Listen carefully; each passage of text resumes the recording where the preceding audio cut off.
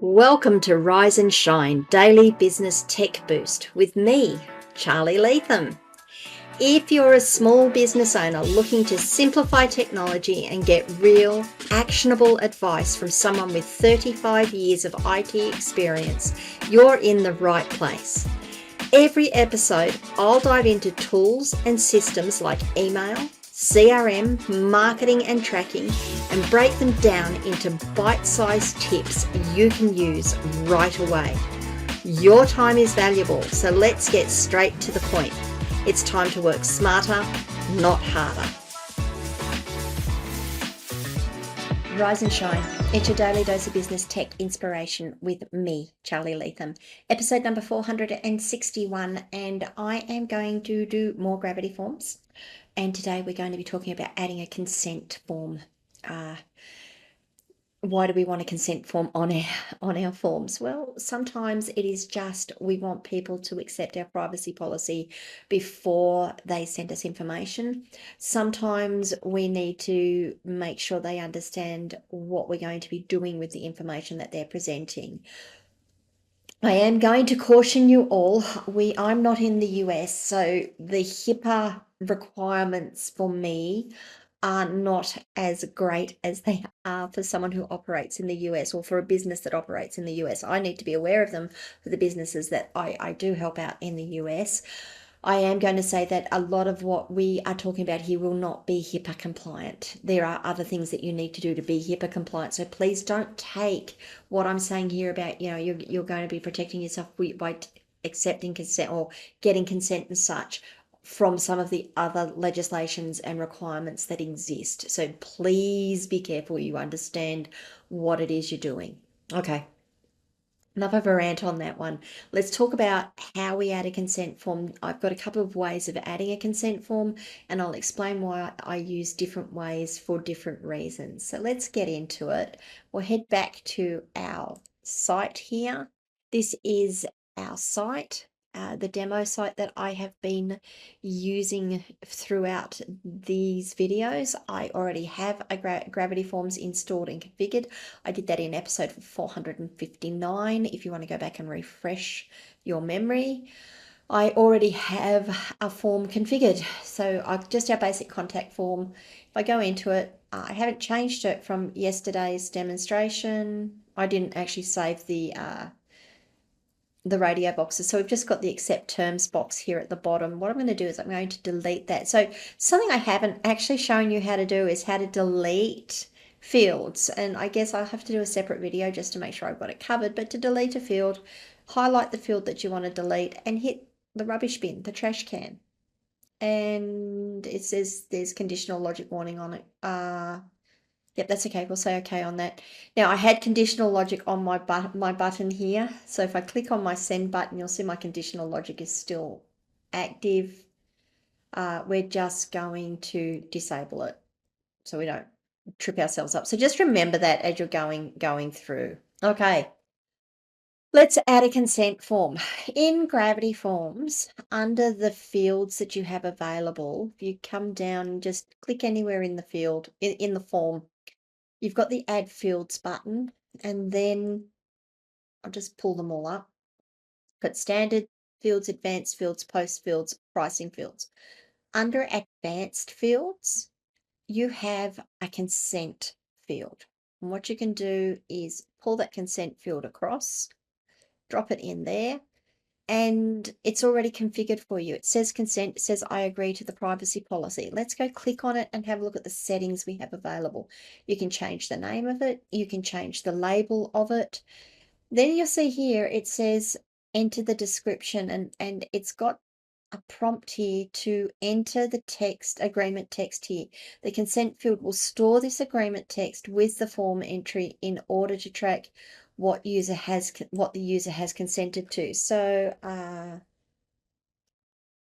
your data is private and won't be shared. Now that's not my consent. This isn't my privacy policy.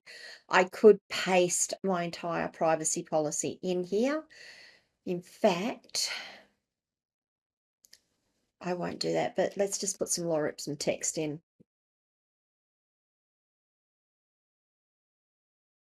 And I'm just going to,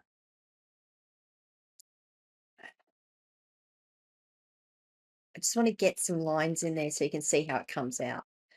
Okay, so we've got the description in here, and you'll see that it adds it all in underneath the form. So if you're going to put in a large privacy policy, it is going to push it down. I don't believe, let me just check, I don't believe that this is an editable field, like a HTML field. We are going to prove this to ourselves in a minute. So you can put some HTML in there. So you can actually put in to our privacy policy.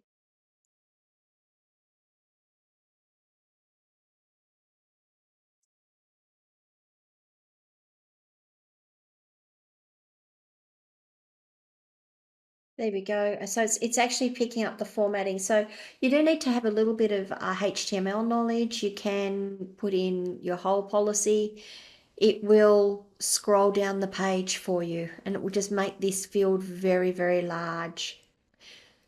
Once that's done, again, you can set your conditional logic on your submit button if you want. I'm not going to. I'm just going to save this, and I'm going to hit preview. And now if I come down, you'll see that we've got our privacy policy in here. So you can actually put your entire consent policy in here. You can do some formatting on it and make it look pretty. And so people can read it, and then they can click on it and send the message. I honestly would have my send message button only visible once they agreed to the privacy policy. So that's one way of doing it. It's not a bad way of doing it. I've got to say, when I first started using Gravity Forms, this option wasn't available to us. It took, I'll show you how we used to have to do it and how I would, another way I would consider doing it. So I'm just going to, what we're going to do is we're going to click in there, and I'm just going to copy that data out. And then we're going to delete the consent form. That's okay. All right. So the other way you could do this, if you wanted to get a little more special, and I don't see that you absolutely need to now, under standard fields, you've got an HTML field. You can enter, put an HTML field in here. If you click on that, it gives you a HTML block. So that's the field label. So you might say privacy policy. And then under the content, this is HTML. So you can format it up with HTML, you can do everything you want. You'll see that you've got the ability here to insert merge tags. So for example, you may put the user IP.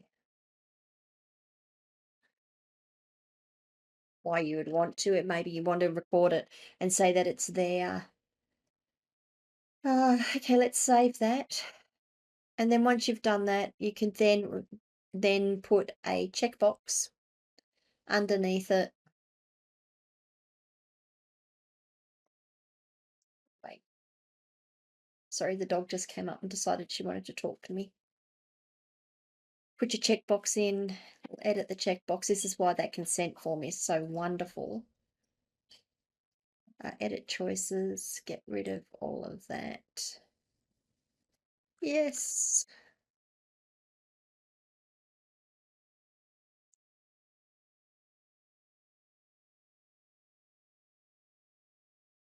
Choices, I managed to get rid of it. Fancy that. Yes. Just put accept. We're going to save the form. And then if I go and preview it now, you'll see that because I didn't put any line breaks or anything in there, it's just put all of my text in one place. It's put my IP address in. So if you want to sort of collect that information and display that information, you can. This takes a little bit more work. It gives you, I don't know if it gives you any more options than just using a consent box, but that's another way of doing it.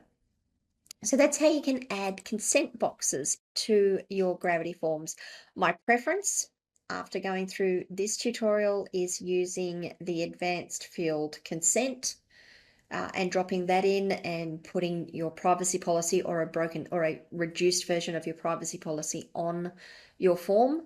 The idea is, of course, to make it as friendly and welcoming to your visitors. So what do you guys think? Do you collect consent? Do you think it's important? With the GDPR, the EU requirement for privacy, it's become more of a thing than it had been in the past. My general preference is you should have a privacy statement on your forms, even if it's we're collecting your data to be able to help you better. We won't share your data with third parties. Yeah, you're safe. If you want to unsubscribe from anything, if you just don't want to hear from us again, you just need to send us an email and let us know, or hit the unsubscribe button, and we won't send you anything. It's about that level of trust that you are a trustworthy organization, that you won't be spamming them, that you won't just keep sending them message after message after message as well. So it's all about that trust building, as well as protecting yourselves and making sure that you are meeting your legalities as well. What do you guys think? Which method did you prefer? Have you used consent forms? Do you have any questions? Let me know in the comments below. You can always come across to my locals community, askcharlyleetham.locals.com. In the show notes today, there is a link for Gravity Forms. It is my affiliate link. I do get a small commission if you do buy from that link, and I do appreciate any support you give me for keeping these videos going. Apart from that, guys, if you did get something out of this, please give it a like. Give the video a like. I would appreciate that. And if you haven't already, please subscribe to the channel and ring the notification bell so you find out when I drop more content. And I will see you guys all tomorrow. Bye.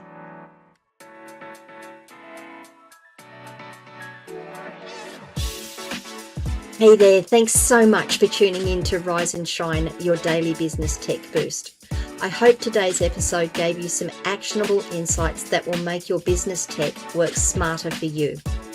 If you found value, be sure to subscribe, leave a review, and share it with other small business owners who could use a daily boost. For more tips, tools, and resources, visit www.askcharlyleetham.com. Until next time, keep rising, keep shining, and let's make tech simple together.